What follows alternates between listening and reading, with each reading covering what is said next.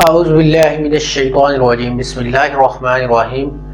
मेरा नाम वसीम असगर है और आप देख रहे हैं मेरा YouTube channel chemistry with Wasim. और आज हम क्लास 9 चैप्टर नंबर 1 मॉलिक्यूल्स की इकसाम के बारे में पढ़ेंगे। वेरी इंपॉर्टेंट ये टॉपिक है और अक्सर पेपर में ये टॉपिक जो है वो आया हुआ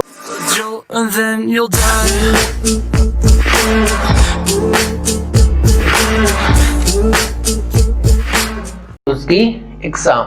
अच्छा, तो मॉलिक्यूल्स की एग्जाम से पहले हम मॉलिक्यूल के बारे में देखते हैं कि मॉलिक्यूल क्या है। अच्छा, मॉलिक्यूल क्या कहता है कि एटम्स के कीमियाई रिएक्शन से वजूद में आता है। मॉलिक्यूल जो है वो क्या है कि एटम्स के कीमियाई रिएक्शन से वजूद में आता है। अच्छा, ज़रा यहाँ पर आपको बात क्लियर करवाता चलूँ कि बच्चे बड़े कंफ्यूज होते हैं एलिमेंट के बारे में और एटम्स के बारे में। वैसे एलिमेंट्स और बाज़ दफ़ा बुक में एलिमेंट्स लिखा हुआ होता है, बाज़ दफ़ा एटम्स लिखा हुआ होता है। ज़रा ये बात थोड़ी सी क्लियर कर लें, थोड़ा सा टाइम लूँगा मैं आपका। कि जैसा कि अब हाइड्रोजन है, ठीक है। हाइड्रोजन क्या है कि ये एक एलिमेंट है।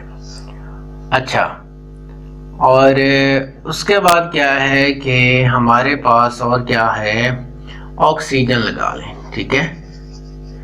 ये भी एक एलिमेंट है। अच्छा, तो अब बाज़ दफ़ा कहते हैं कि हाइड्रोजन का एटम या ऑक्सीजन का एटम, दरअसल जो एलिमेंट है ना वो छोटे छोटे एटमों से मिलकर एलिमेंट बनता है।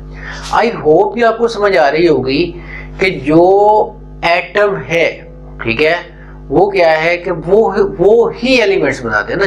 जो मतलब कि हाइड्रोजन अपने जैसे क्या है कि एक जैसे छोटे छोटे एटम्स पर मुश्तमिल होता है, ये क्या कहलाता है, एलिमेंट कहलाता है। आई होप कि आपको एलिमेंट और एटम की सही तरह से समझ आ चुकी होगी। अब हम नेक्स्ट देखते हैं कि नेक्स्ट क्या है कि मॉलिक्यूल क्या है कि एटम्स के कीमियाई रिएक्शन से वजूद में आता है। और फिर उसके बाद क्या है कि मॉलिक्यूल्स की इकसाम है। पहली किस्म है मोनोएटॉमिक मॉलिक्यूल, दूसरा है डाइएटॉमिक मॉलिक्यूल, तीसरा ट्राइएटॉमिक मॉलिक्यूल और चौथा क्या है, polyatomic molecule. Mono, di, tri और पोली, ठीक है। जो मोनोएटॉमिक मॉलिक्यूल वो मॉलिक्यूल जो सिर्फ एक एटम पर मुश्तमिल होता है, ठीक है। डाई का मतलब दो को कहा जाता है, ठीक है। तो डाइएटॉमिक मॉलिक्यूल वो मॉलिक्यूल जो तीन एटम्स पर मुश्तमिल होता है। ट्राइएटॉमिक मॉलिक्यूल वो मॉलिक्यूल जो तीन एटम्स पर मुश्तमिल होता है। पॉलीएटॉमिक मॉलिक्यूल वो मॉलिक्यूल जो बहुत से एटम्स पर मुश्तमिल होता है। आई होप कि आपको समझ आ चुकी होगी। पहले तो मॉलिक्यूल की बात हुई कि एटम्स के कीमियाई रिएक्शन से बनता है। तो यहाँ उसके बाद क्या होता है कि कोई भी मॉलिक्यूल क्या होता है कि अगर सिर्फ एक ही एटम पर मुश्तमिल हो तो मोनोएटॉमिक मॉलिक्यूल, अगर कोई मॉलिक्यूल दो एटम पर मुश्तमिल हो तो डाइएटॉमिक मॉलिक्यूल, अगर कोई एटम तीन एटम पर मुश्तमिल हो तो ट्राइएटॉमिक मॉलिक्यूल, अगर कोई मॉलिक्यूल बहुत से एटम पर मुश्तमिल हो तो उसे क्या बोलते हैं, पॉलीएटॉमिक मॉलिक्यूल। उसके बाद मॉलिक्यूल्स की दो किस्म और भी हैं, एक है होमोएटॉमिक मॉलिक्यूल और दूसरा क्या है, हेटेरोएटॉमिक मॉलिक्यूल। जो होमोएटॉमिक मॉलिक्यूल है ये वो मॉलिक्यूल जो कि एक जैसे एटम्स पर मुश्तमिल होता है, समझ आ रही है। और या एक ही क्या लिखता है, ऐसे मॉलिक्यूल जिसमें तमाम एटम एक ही एलिमेंट्स के हों, ठीक है। और हेटेरोएटॉमिक मॉलिक्यूल ऐसे मॉलिक्यूल जो मुख्तलिफ एलिमेंट से मिलकर बनते हैं। यानी होमोएटॉमिक मॉलिक्यूल्स क्या होते हैं कि जो एक ही किस्म के एलिमेंट्स पर मुश्तमिल होता है। हेटेरोएटॉमिक मॉलिक्यूल वो मॉलिक्यूल जो मुख्तलिफ एलिमेंट्स पर मुश्तमिल होते हैं।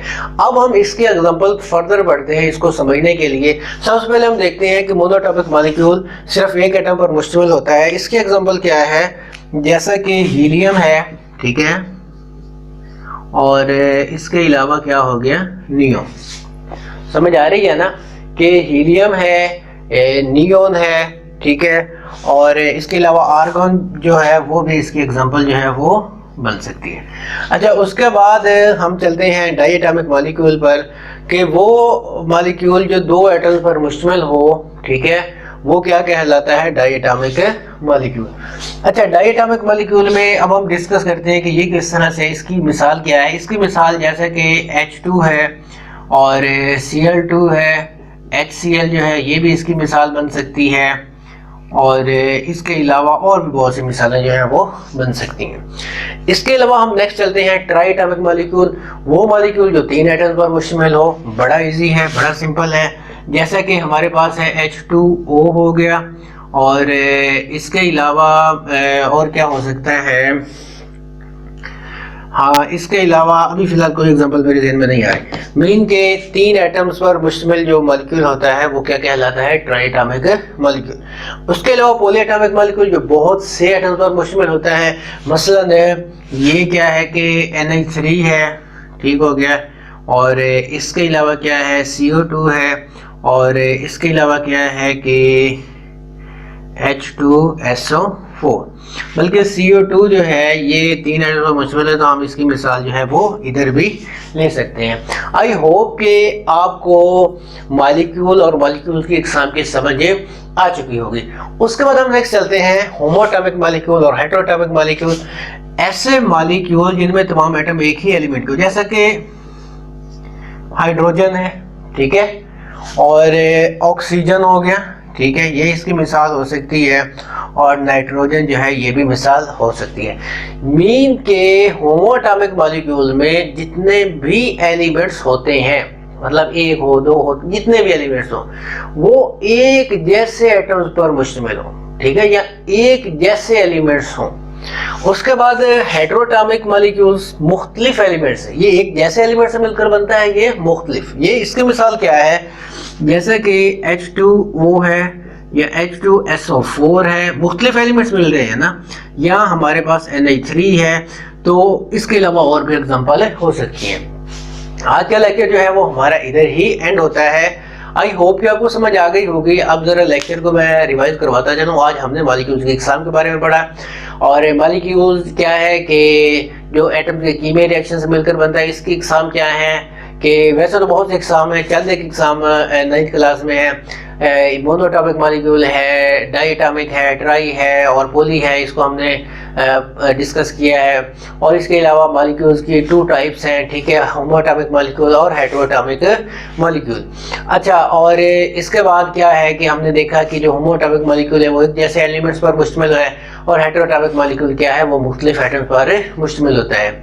आई होप कि आपको समझ आ चुकी होगी, और अगर आपको मेरी वीडियो अच्छी लगी है तो प्लीज़ लाइक कर दीजिएगा और मेरे चैनल को सब्सक्राइब कर दीजिएगा।